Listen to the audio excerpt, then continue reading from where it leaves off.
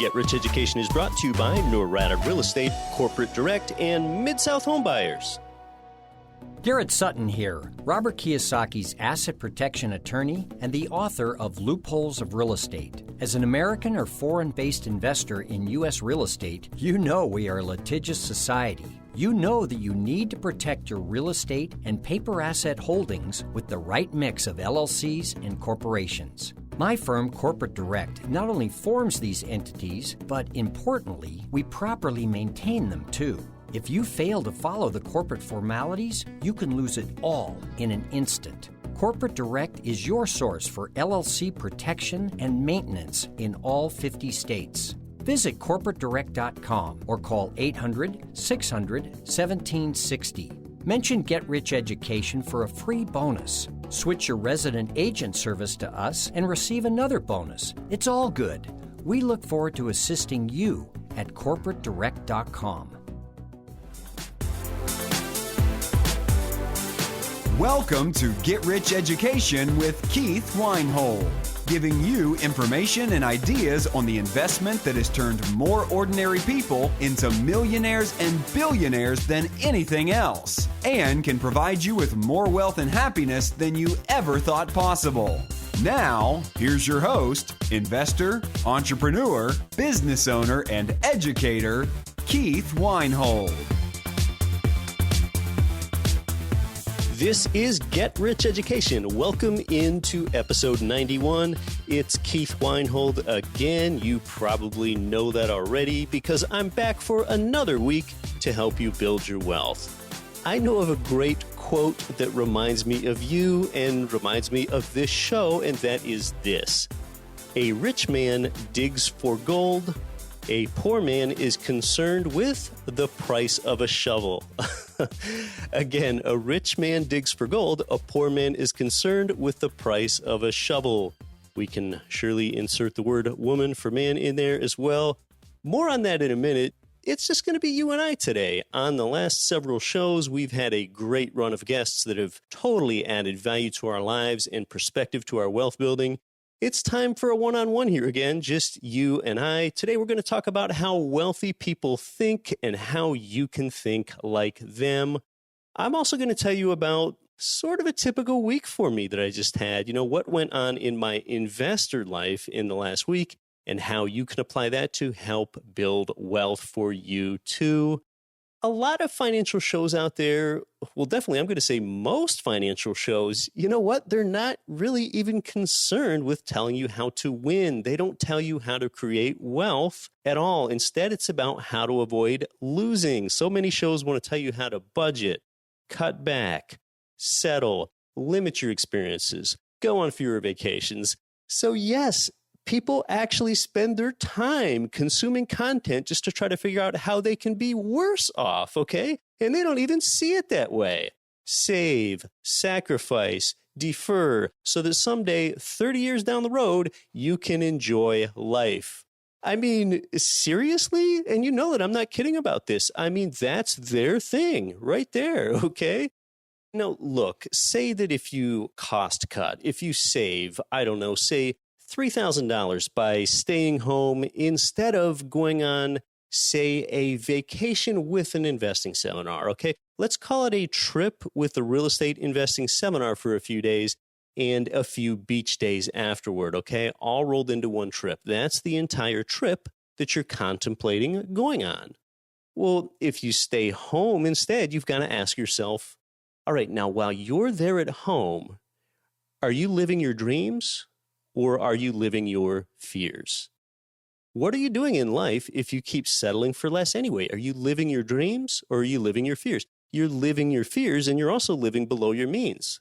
Why live below your means when you can expand your means? You've just consciously decided to denigrate your own quality of life. And if you do take the trip, you'll learn about how to be a better investor at the seminar and you'll expand your network there too. Your network determines your net worth, and you'll have a great vacation portion afterward that will give you a new perspective on life. You might even discover a place you'll be happier living in.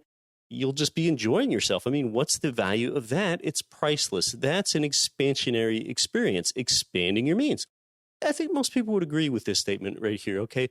Most people would agree that a life well lived is when you experience a broad range of diverse experiences. That's living, okay? I think a lot of people would agree with that. Well, few things do that, like travel. So are you concerned with the cost of a round-trip plane ticket or seminar tuition? Well, a rich man digs for gold. A poor man is concerned with the price of a shovel. Get rich education. Getting rich means living a rich life more so than having a lot of money. All right, but what if you're less established in your financial situation and $3,000, that's just simply too much expendable money for you to blow through?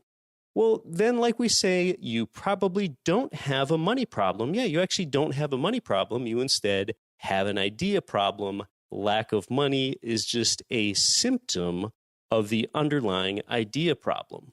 So that's why on this show, we give you the ideas, which kind of are those prospector tools, if you will, so that you can dig for gold, like a shovel, like a pickaxe, like a hammer and a chisel, so that you can dig for gold. As important as those prospector tools are, is the knowledge that you have, okay? Because you need that knowledge so that you know where to dig for gold, okay? That gold is in cash flowing real estate in stable markets. Dig in Memphis, don't dig in New York. Dig in Chicago or Little Rock, not in coastal California. Now, some might even have the $3,000 to spend to expand their means, expand their context, and expand their knowledge, but they're under that school of thought that, and this is really an interesting approach when people say this, okay? Let's pop the hood. Let's crack this one open right here, all right? What about this old scarcity-minded notion that's still so pervasive today? Okay, here we go. Are you ready for this? Hey, you're supposed to delay gratification. Oh boy. All right. Let's grapple with this for a minute. Now, when most people say that, I think they trend toward meaning delaying all gratification, or at least delaying too much gratification. And that is a real tragedy. If you delay gratification, okay, in this case, postpone spending the $3,000 for the seminar and vacation, how do you know that you'll ever get that opportunity again? Additionally, consider the earlier in life that you experience something like that, the more time you'll have left in your life that you get to apply that knowledge and perspective to, okay? So delaying that enriching act of the trip, that would have exacted that additional price upon you, okay? Being overly concerned with the cost of a shovel rather than digging for gold. You know what else about your opportunity cost that's associated with a delayed gratification perspective is? It's this. And I think that most of the money people are socking away in retirement plans like 401ks, 403bs, 457s, IRAs, that's taking delayed gratification too far. Now, look, first, I do think that a small measure of delayed gratification is a good thing.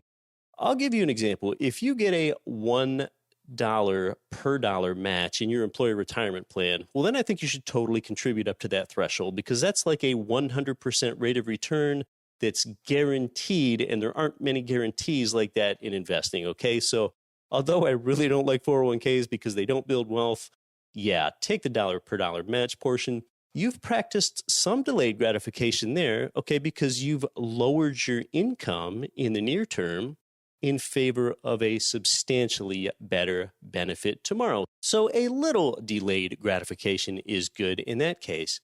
But now, why would you invest in a 401k if there's no match at all? Why? Because, number one, you can invest in stocks, bonds, and mutual funds, and their true rate of return is 0. I devoted an entire show to that in episode 61. Secondly, why would you invest in a 401k? Is it because there are tax advantages? I mean, whether it's a Roth type plan or a traditional type plan, whether you pay the tax now or later, the tax advantage is trumped by the tax advantages of direct investing in real estate. The other reason one might invest in a 401k, or they're thinking that's a good idea, is the big question that you've got to ask yourself as it relates to delaying gratification in investing in a retirement plan is this, and this is the biggest one. Where in the heck is your income? Where's your income? Any delayed gratification 401k, you don't get penalty-free withdrawals until you're 59 and a half. Well, then what is the answer to all this? What is the alternative? What is the plan then? Well, sadly, many people think that there is just no alternative to that bleak plan that I just outlined, and they don't even know that it's bleak. Well, as any GRE listener knows, when you put a, say, 20% down payment on a carefully chosen cash flowing income property, okay, look, here's what you've done instead. First of all, you have met that small measure of delayed gratification because you didn't consume that 20% down payment today on lifestyle. You didn't consume it, you invested it. Okay, secondly, with putting 20% in that property, that 20% equity that you've put in there, that is illiquid. That's sort of locked up as equity in the home, just like the 401k's plan, illiquidity. As a leveraged asset in that home, that income property, that piece of real estate typically outperforms that appreciation rate of the S&P 500 over time because you're leveraged. And the third reason that this alternative makes sense is you've invested in a vehicle with fantastic tax advantages in the income property. Tom Wheelwright's come onto this show, and he's even told us how you often pay zero tax now or ever on either your real estate capital gains or your income. I've been doing this for 14 years, and I've legally never paid a dime in capital gains tax. And what are we up to here? Fourthly, most importantly, what you've done with the real estate that a slack-jawed retirement plan just will not provide you until you're older is that you've increased your monthly income, not decreased it. Now you've increased it because you have more income in the form of that tenant rent check. So rather than decreasing it, which is what you do when you make that 401k contribution every month, you've increased your income monthly, and you've increased it in young age, in middle age, and in old age. Why delay all gratification when you can do that, okay? So yeah, you truly can have your cake and eat it too then. I mean, what good is cake if you can't eat it anyway, right? So, well, then you might ask, then why does it seem like so many people contribute to 401ks? Okay, in fact, about half of Americans contribute to those plans. And you know what? A lot of people think it's sad for that half that doesn't contribute. Oh no, it's also sad for the half that does contribute and doesn't know any better, okay? Those that do contribute are delaying too much gratification, and they won't get so many of those $3,000 seminar/vacations or other opportunities that give your life context, richness, and meaning.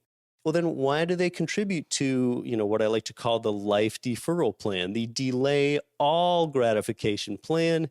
It's because they just don't know any differently. Again, the scarcity mentality is abundant and the abundance mentality is scarce. When you contribute to a 401k, think about it. You're doing like everyone else does and everyone else that they know does. And when you do what everyone else does, you only get what everyone else has got. The thing is, like 401k contributions, they are extremely easy. It's so easy to reduce your income that they'll deduct it right from your paycheck for you, okay? Well, in life, what usually happens to you? What usually happens to you when you do the easy thing and you take the easy route out in life? And that's also the thing that everyone else does. Well, you get a low quality of life. Just look around at other facets of life. It's easy to be physically sedentary rather than exercise. Well, then resultantly, it's easy to get overweight. It's easy to drive through a fast food restaurant rather than cook healthy. Well, then it's also easy to get diabetes as a result. And it's easy to contribute to a 401k. And then it's easy to live a limited, scarcity-minded life where you're settling for less. So it just kind of all goes together. If you take the route everyone else takes, you're going to get what everyone else has. And, real estate, it's not even all that difficult, but it does take some learning. And just as importantly or more, it definitely takes a shift to an abundance mindset. And it is so worth it because rather than delaying so much gratification, you can truly be more gratified your entire life. And once you've learned how, you never go back. It's like, why would you want to do it any other way? All right, well, this past week, one thing that I did is I visited my local 11-plex building, an 11-unit apartment building. I read another chapter in the book, The New Case for Gold. I got a lower insurance quote for a few of my income properties, and I'm going to tell you just exactly how I did that. And I also applied for yes, get this, I applied for a 100% loan-to-value home equity line of credit on my own home. So I'm going to get into that. Now, I hadn't dropped by my 11-plex building in a while. You know, when you have a great property manager, it's just not that concerning to visit the building in person, okay? So this building's about 30 minutes from my home. My manager, Briley Property Management Company, they had the building looking good. Outdoors, the trash was picked up, the grass was mowed, the driveway was swept. Inside the building, the hallways were clear of tenants' shoes that they so often like to kick off outside their individual apartment doors there in the hallway. I was most impressed because along the hallways, here's the thing, taped onto the tenant doors were these notices of inspection from my property manager. Yeah, earlier in that day, my manager had posted tenants with the mandatory 24 hours notice to come in and do a safety and preventive maintenance inspection. And now I love to see them doing that, even though I know that it is going to make my maintenance and repair bill higher in the short term, like next month when I get my statement. And that will lower my cash flow on that building when I get the next statement. But because, see, I already have repairs factored in over time to be 10% of the rent amount on that building. And then following up on these inspection findings, I mean, that's just part of that factored in cost spread over the year. So preventive inspections like this, they actually lower that property's maintenance cost over time, over the long term. Just consider, for example, that if that inspection finds a leaky faucet drain that my tenant didn't already tell my manager about, then maybe this way, no vanity or flooring is going to get the water damage because they're going to catch that leak right away. They can fix the leaky drain before that happens. It's kind of like that saying, like they say, if you think that the cost of maintenance is expensive, just consider the cost of deferred maintenance. So I was glad to see those inspection notices at the 11-plex. I read another chapter in the book, The New Case for Gold by James Rickards. I'm not a particularly fast reader. I just hit one chapter this week. You know, Robert Kiyosaki was here on the show with me, 7 weeks ago on episode 84. If you didn't listen to that one, you're probably going to want to go listen to it. And he was talking about how he is a big fan of that book himself, Robert Kiyosaki, reading The New Case for Gold and suggesting that we all do that there in episode 84. Here's one thing I did this week that can help you increase the cash flow on your properties. Now, my local apartment buildings, they're all insured by the same company, all right? And we're just going to go ahead and call that Insurance Company A. What I did was I sought an insurance quote from a different company, a competing bid. We'll call that Company B. Well, when I was providing Company B the information about the buildings that they needed so I could get a competing quote, one thing that they asked me for are the loss runs. Yes, the loss runs. That's two words, LOSSRUNS, the loss runs. These loss runs are reports that your insurance company, they provide them to you free of charge that show any claim activity against your policies. So it's like a lineup of the claim history that you've had on your buildings in your history of being insured with that company. Okay, so here's what happened. I had to go ask my current insurer, Company A, to provide me with the loss runs so the Company B could see my claim history before they'd give me a competing quote. Well, my insurance agent at Company A, in an email, he replied to me, "Why do you need the loss runs, Keith?" Well, my reply back to my insurer was that this other company, Company B, needs the loss runs so that they can provide me with a quote. Well, as soon as Company A heard that I was getting another quote, and they knew that I was shopping around, and they believed that I was shopping around. Believe me, they believed it when they saw that I knew to ask for the loss runs.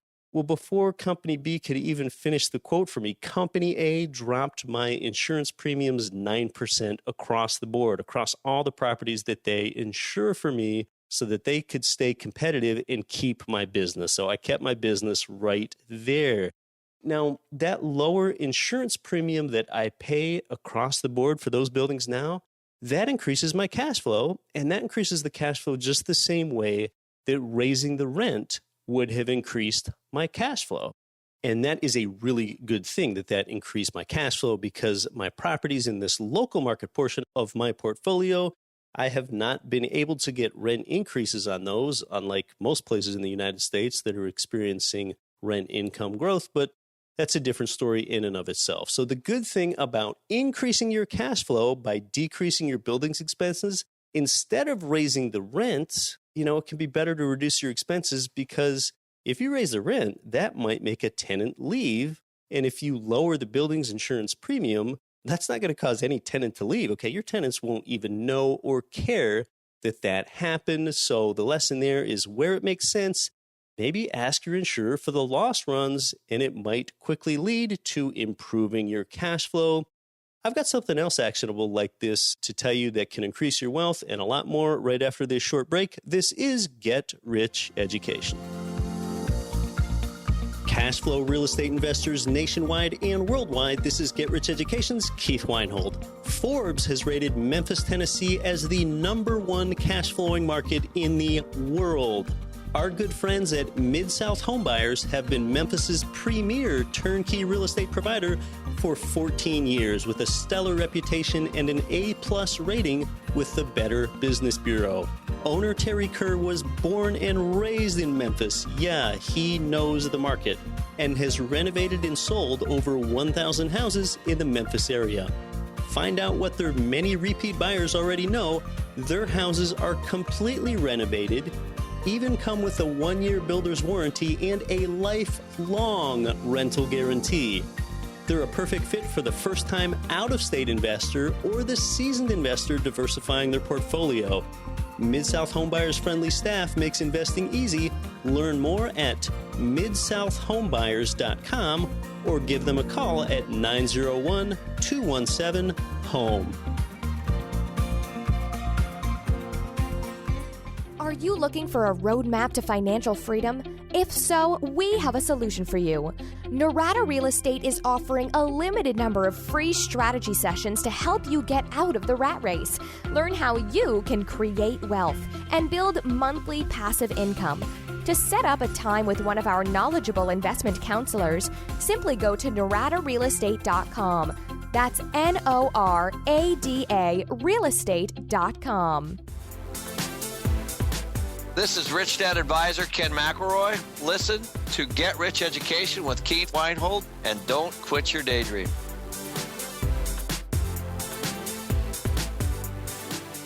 Welcome back to GRE. I've been talking about just some of the activities I've done in my everyday life here this past week, and how you can apply that to how you think about your wealth. And yeah, this week probably wasn't exactly typical. I did more finance and investing activity than I usually do, and I'm doing a lot of stuff besides that. It is summertime here, and I'm doing a lot of stuff that has nothing to do with finances. In Anchorage, the high temperatures are typically in the mid-60s to low 70s here this time of year, and it's just really comfortable for playing croquet in the yard. The grass is really green, or I'm doing more active stuff like bicycling these challenging dirt trails in the woods of this park near my home, or doing some running. And, my running has slowed down. I've had a few injuries these last few years. I had knee surgery a few months ago. That's fully recovered. That's good. It's the ankle surgery that I had a few years ago. Gosh, I might need to have another surgery because that ankle just hasn't healed quite right. That would be so frustrating to go through all that again. One thing I'd like to do is break my 5-kilometer running race personal record of 17 minutes and 31 seconds for a certified distance course, but that just isn't going to happen this year. This nagging ankle thing is reducing my training, so I don't even think I'll do a running race at all this year. So I'm not so into the maybe next year thing, And, well, again, see, that would be delaying gratification, right? So one thing that I did get going this week is that I applied for a 100% loan to value home equity line of credit with a major national bank. Okay, so let's talk about how that's going to benefit me and why something like that might benefit you. So what I'll do is I'll keep my first mortgage in place because it's at a great 3.5% interest rate, okay? And then I'll add on the HELOC, H-E-L-O-C, home equity line of credit, as a second mortgage. And again, we're just talking about my primary residence here. There is dead equity in my primary residence. Yeah, what this means is that I want to remove every penny of equity from my home. That's because I'm an investor, just like you are. And the return from equity is always zero. Plus equity represents risk, okay? And I've talked about this in great length on other shows like episode 46, that the return on equity is and always will be zero. And I'm not going to get into all that, but keeping any equity in the home, that represents both opportunity cost to you and a risk to you. So I want to minimize and pare back any accumulated equity in property and spread that equity amongst other properties, fracture it off. Now, I've only got 12 to 15% equity in our primary residence, which is about a $475,000 home, okay? But that's enough to pull out and make down payments into multiple low-cost, cash-flowing properties in the Midwest and South. That's enough to invest and do something substantial with. Now, the rate of return from home equity is zero, but look, borrowing against that home equity, that incurs a real interest rate expense to me of maybe 5%, and that 5% is typically tax deductible as well. So effectively, there's only about a 4% cost of capital to me there, okay? And then I can invest that equity into turnkey property where I expect much, much higher total rates of return than 4%. What I've just done is that I have turned my equity into cash flow. I took dead equity and forced it to provide me with a substantial rate of return. And sometimes that act gives people pause. And one thing I usually tell them is, look, equity separated from your home, that's still your equity. Okay, all you did was separate it. You didn't lose any equity, all right? You just fractured it off into multiple pieces. That's what I'm doing. Multiple turnkey properties, each one of which provide leverage, cash flow, loan paydown made by tenants, more tax advantages, and an even greater inflation hedging benefit than I had with the primary residence alone. And you know what else I've done with this 100% loan to value HELOC? Is that I've made my equity liquid. Okay, real estate investing, as great as it is, the equity in it is not liquid. Okay, well, I've just made a 12 to 15% portion of my home's equity liquid once I originate that HELOC, because I don't have to use the HELOC if I don't want to either, okay? HELOCs work a lot like credit cards, just with much, much lower interest rates. So, it's like an option for me. I don't even have to draw against the HELOC if I don't want to, but if I need it, it's there. I could borrow against the HELOC to the maximum and then pay it back if interest rates spike in the future. So HELOCs are flexible, they're elastic, and what you can do is make your home equity liquid. That's what I'm planning to do here. Remember, if you can invest in something that could never go up in value, just imagine this. If you could invest in a vehicle where it could never go up in value, but it could only go down, then how much of that investment would you want? Well, zero, I hope. Well, that investment, the name of that is home equity. And here's why. Market appreciation, it will happen regardless whether there's equity in the home or not. That's completely independent of appreciation. Appreciation and equity are completely independent of each other. The presence or absence of equity has nothing to do with an appreciation rate. But yet if your home's value decreases, the first thing you lose is any equity portion that you've left exposed to that market. Too much equity in any one property also makes you the target for creditors and predators, okay? You have a tornado or a flood wipe out your property, and your insurance company balks at paying, and you have a lot of equity in your home. Guess who's hiring the attorney? It's you. You're the one having that battle, okay? If you have a low equity position in a calamity like that, well, then the bank is going to be the one way more likely to hire that attorney and fight that battle against the insurance company for you. That is because the bank is the one with all the equity in the property. Again, I devoted all of episode 46 to that topic. I'm hoping that 100% loan-to-value home equity line of credit that I just applied for goes through. And, I guess I kind of practice what I preach here. I mean, knowledge about equity management alone isn't enough. Knowledge isn't enough. I've got to act, and you've got to act on that knowledge. Another thing that happened to me this week is that a REIT, R-E-I-T, a real estate investment trust, offered to put an advertisement on the show here. And, I guess I should never say never, but exposing my audience, you, to a REIT ad, it's just something that I don't think I want to do. So I decided no on that. I mean, a REIT behaves more like a stock rather than a piece of real estate that you control. It's securitized, and a REIT's returns are typically commensurate with that stockish behavior and those lower returns. So I just didn't see how that was going to benefit you. And I am quite selective about the commercials that are run here. Okay, if you hear an ad on GRE, it's typically something that I would invest in myself, or I actually am invested in it myself. And I make sure that the ads rotate fairly often too, so that you don't get tired of them. If you get tired of them, that wouldn't serve you. It wouldn't serve the advertiser either. And I'm all about win-wins here. And any ad run here is actionable stuff, which is potentially material for you to act upon. So the selected ads are quite intentional. Now, recently I met this local real estate investing enthusiast and sharp young guy named Jay Bruzis. That meeting, got him listening to GRE, and after listening to the show, Jay came up with some great questions that he asked me about over the phone a little while back, okay? And you might have a couple of these same questions here, as they're going to help you think about how you build your wealth. First, I just want to say that I'm impressed with someone like Jay. When we met, I probably chatted with him in person for 30 minutes, maybe even 45 minutes or a little more.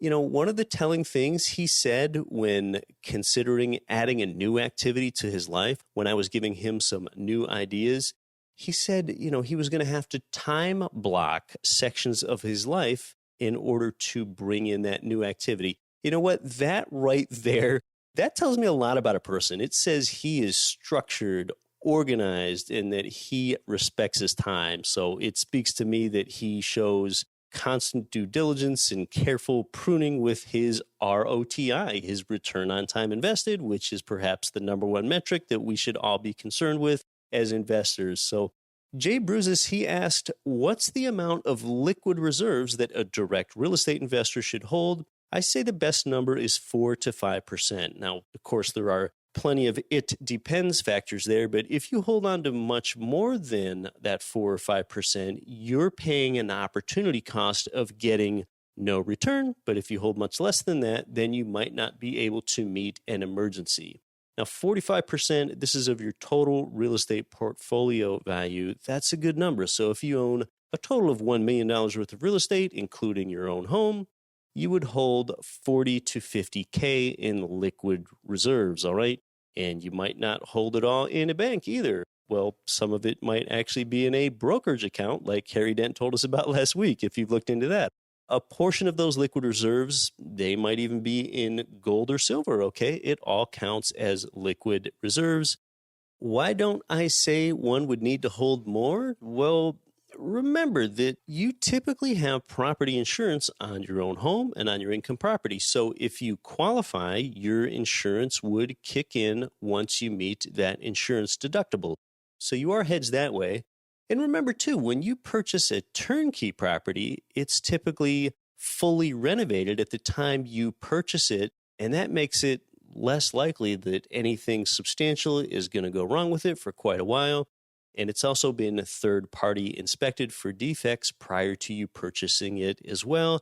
At least I suggest that you always get that property inspection before purchase. So 4 to 5% is the answer there. Now, here's a really insightful question that Jay asked that shows that he is smart and that he really listens to this show closely. And we do have super smart listeners here, okay? He asked me, all right, now, Keith, if you say don't live below your means, expand your means, well, if that means that you shouldn't focus on cutting your expenses and instead you should focus on increasing your income, well, then why is Michael Blanc on your show talking about how to reduce the expenses on a building? Awesome question right there. I mean, what about you? Did you ever find that notion antagonistic yourself? That is, if you're focused on expanding your means, then why focus on reducing expenses? Is that contradictory? All right. I think that's just another way to ask it. Such a good question. All right. Now, first of all, I don't necessarily agree with every guest in what they say on the show here, okay? But I do agree with Michael Blanc on this one.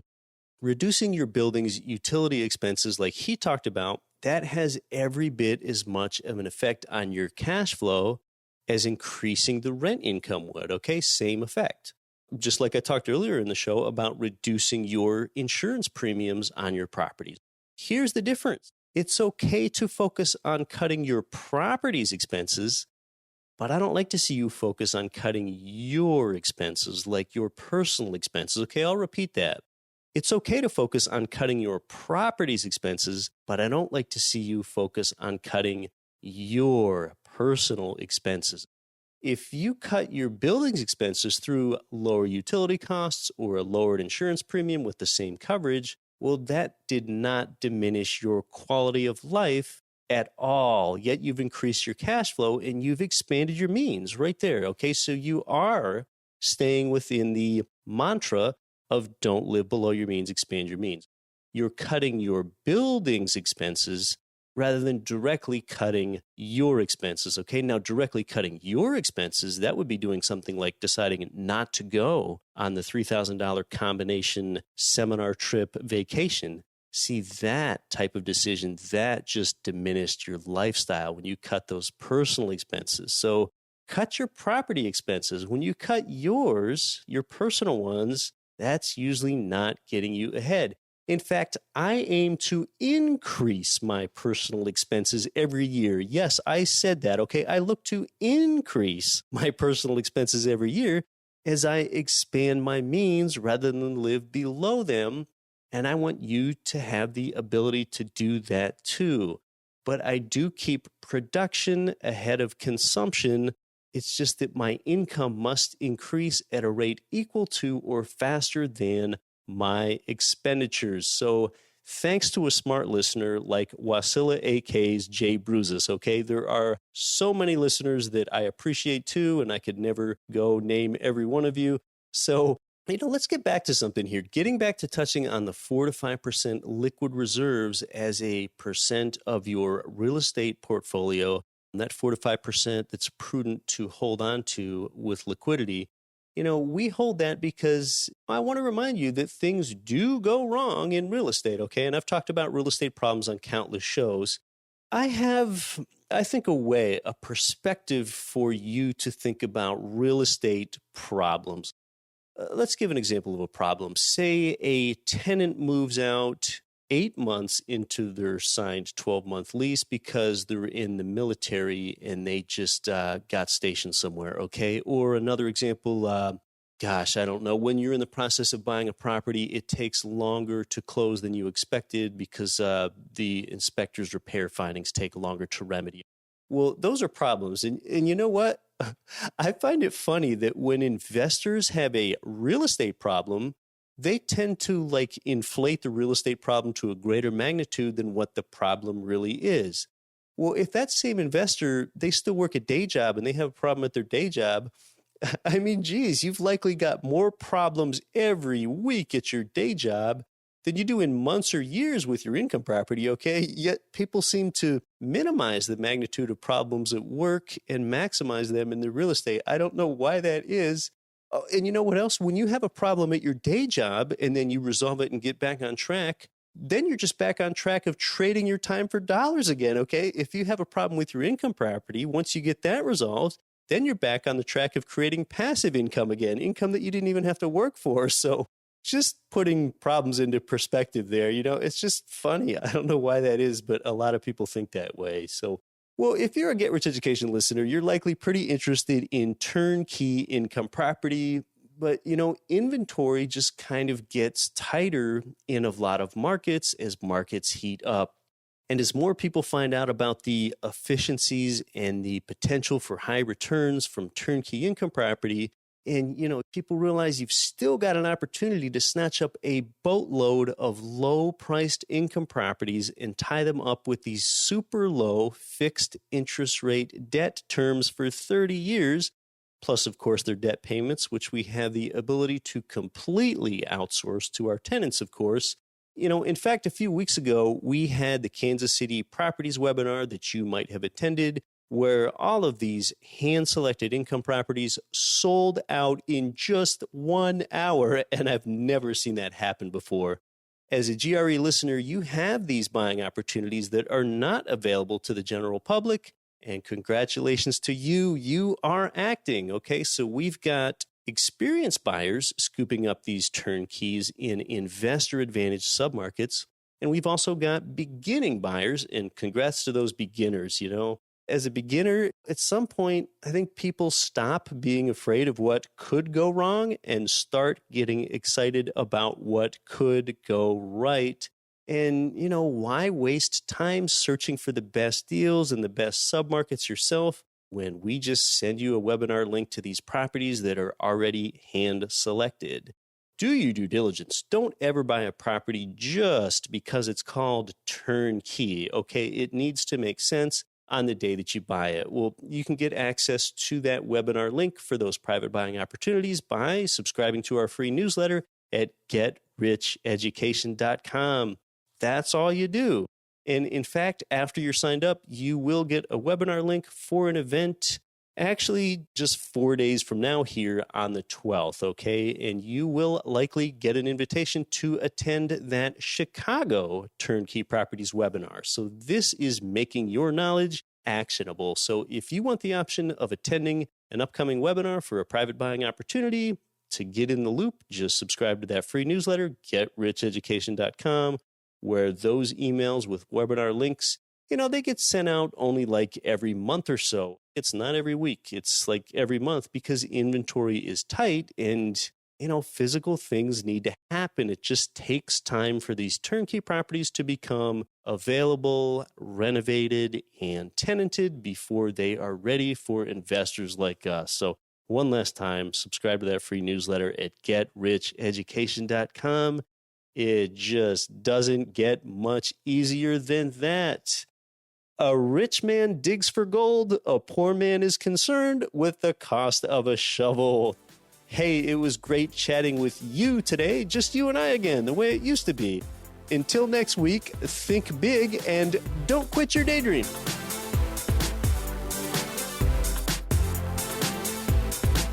You've been listening to Get Rich Education, telling you what the wealthy won't tell you about real estate and investing. If you enjoyed the show, please take a minute to visit iTunes and leave your comments.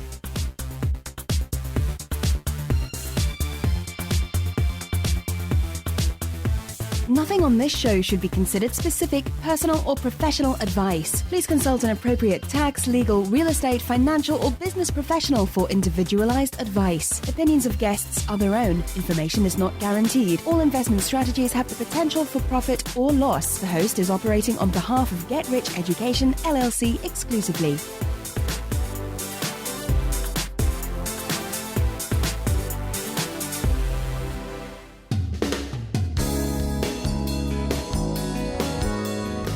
The preceding program was brought to you by your home for wealth building, GetRichEducation.com.